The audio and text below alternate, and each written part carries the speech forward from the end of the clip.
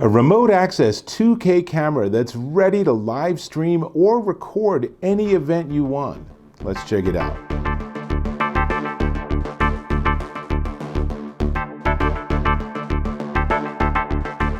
Dave Taylor here, and I'm checking out this. This is the NearStream VM33 wireless live streaming 2K camera.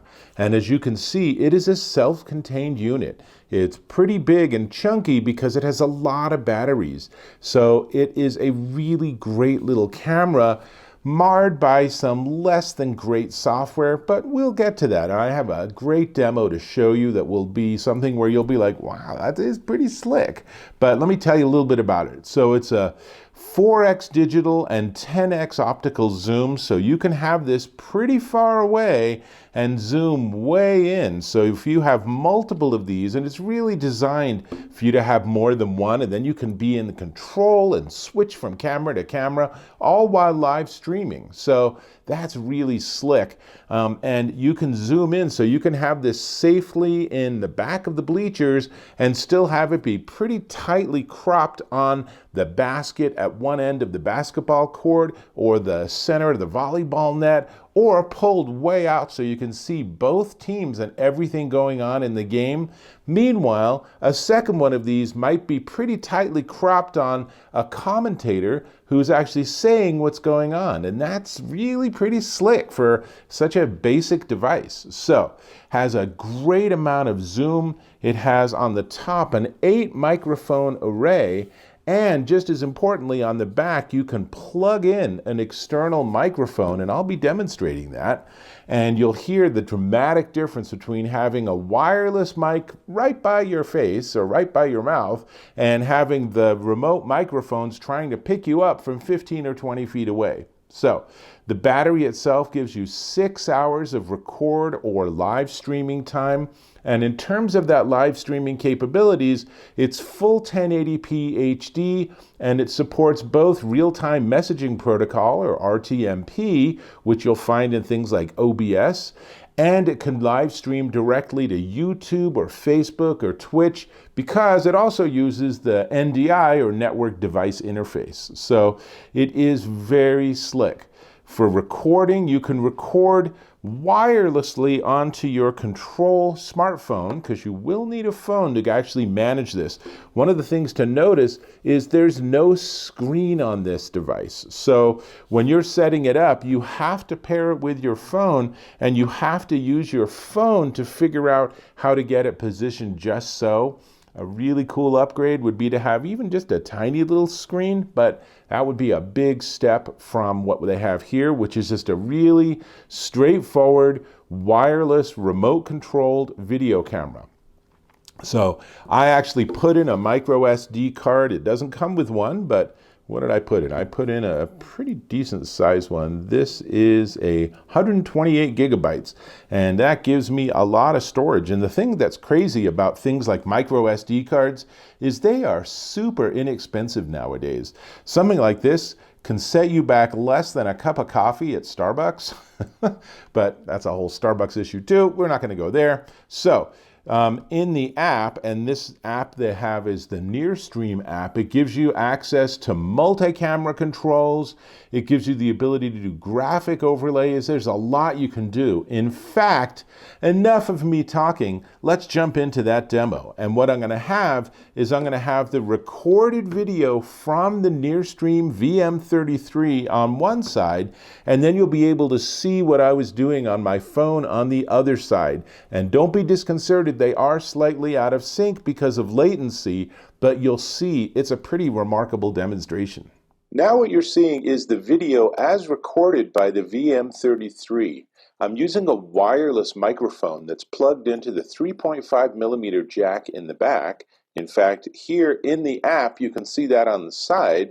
I'm also sort of managing the camera remotely with the app. So first off, on the bottom, there are the ability to do graphic overlays, and I can, for example, drop my name onto this or turn it off. You can do your own graphics and have them be transparent for the most part, and then have much more sophisticated overlays. It's a pretty basic feature there. And then I can go into audio, and you can see that it's getting the audio, and if I tap on that input gear, then you can see I'm using the 3.5 millimeter line in.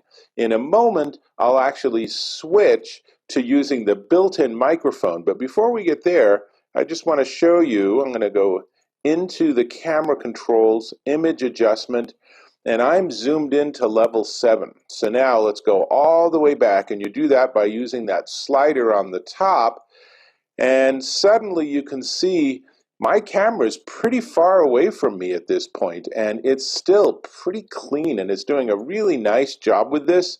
And there's various adjustments I can make. I can do things like mirror the image so that it is consistent. When I'm looking at the screen, my light is here and it's there on the screen too. Generally, you probably don't do something like that. So we'll choose done. Actually, let's zoom in again. And I can zoom in even further. You can zoom into a ridiculous level. This is going to be too much darn zoom. We'll see what happens. But let's see, that's a lot of zoom. Why don't we go back to where were we at? 7. Let's go to 6. And I'll zoom back there. And as you can see, it's pretty straightforward to do this. If I had an additional camera, I'd tap on the plus symbol on the right. And then I can add a camera. I can go into multi-view.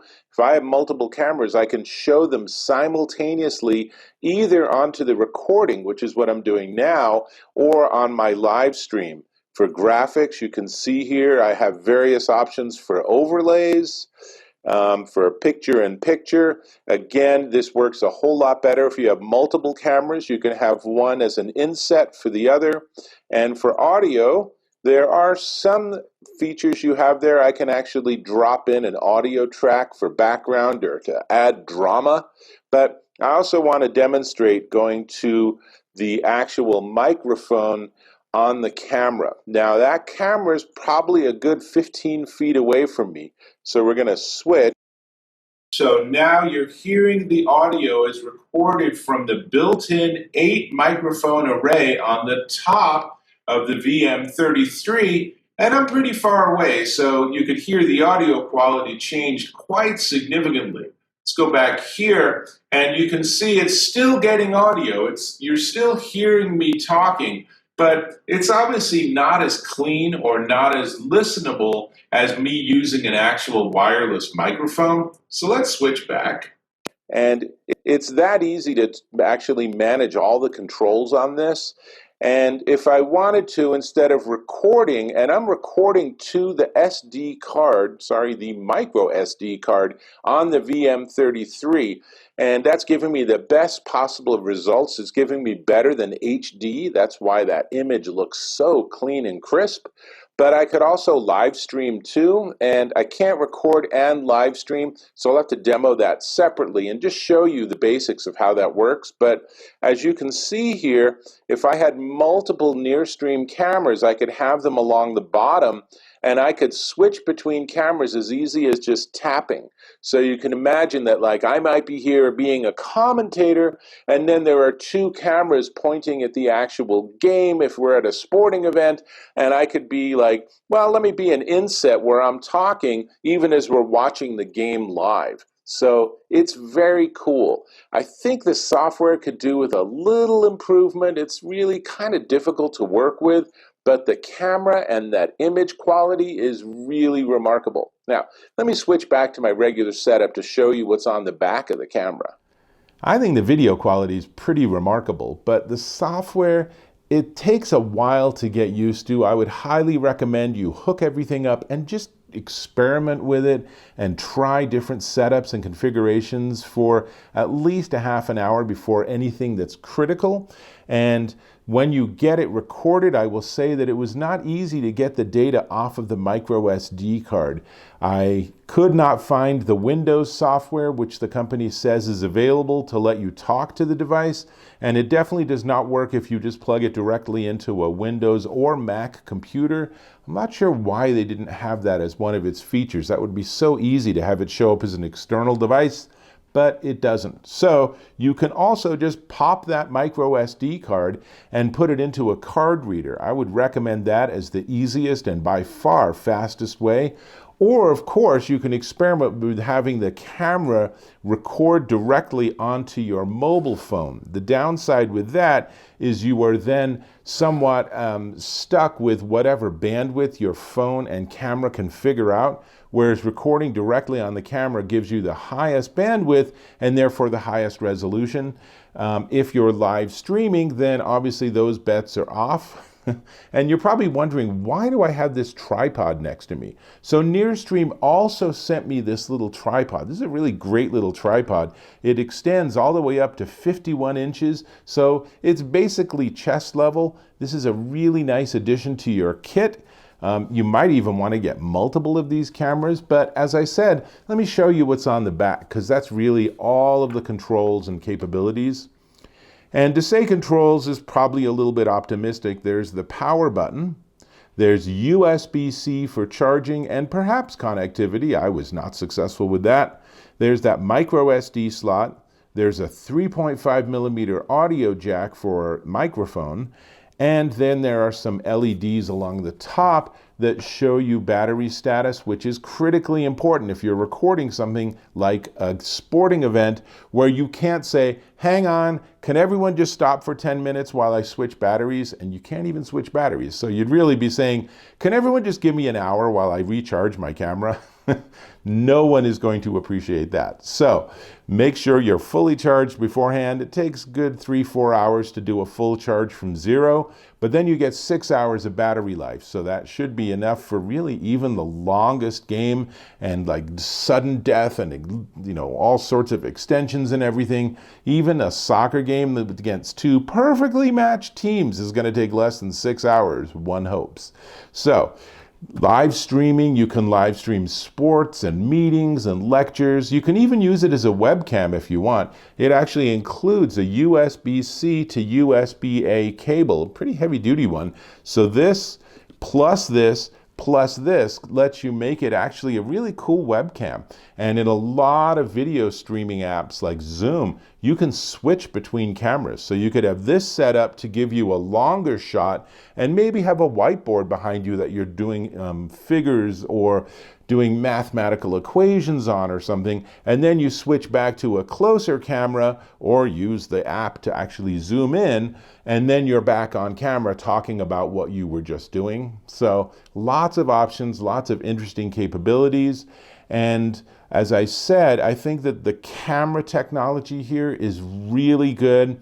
It could do with a slightly faster autofocus, but I'm going to give it slack for that because the image itself is so crisp and clean. It's really impressive. I was experimenting with this where it was 30 or 40 feet away from me, and when I zoomed in significantly, it was crisp and clean to the point that you didn't even believe that it was like, well, it can't possibly be that far away. I can barely see the thing. It's just that good a zoom on it, and that's really impressive. So the software they could probably do with the Rev on the interface, and it would be great to have it maybe work with a tablet instead of a phone, because that gives you a lot more screen real estate to work with. But it is definitely one worth checking out. And if you're someone who's live streaming on Twitch or Facebook or YouTube, this makes that process literally a single tap in the app that then gives you the access to that stream. And that's about as easy as it's going to get.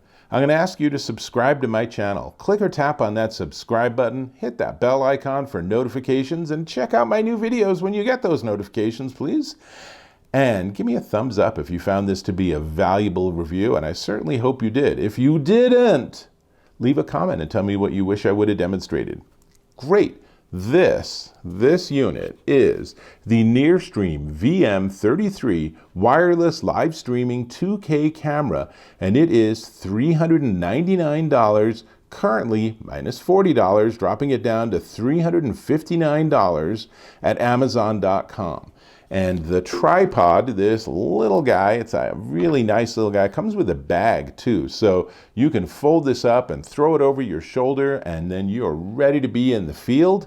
This 51-inch tripod is $29.99. Tripods are very affordable nowadays. And it also, I should point out, has a quick release, so you can just screw this into the bottom of the NearStream camera, and then with the flip of a lever you can put it on the tripod, or you can take it off the tripod because you want to put it in a different position or charge it or get the data off of the card or whatever. So it's everything I got. I hope this was of value, and I hope to catch you in my next video.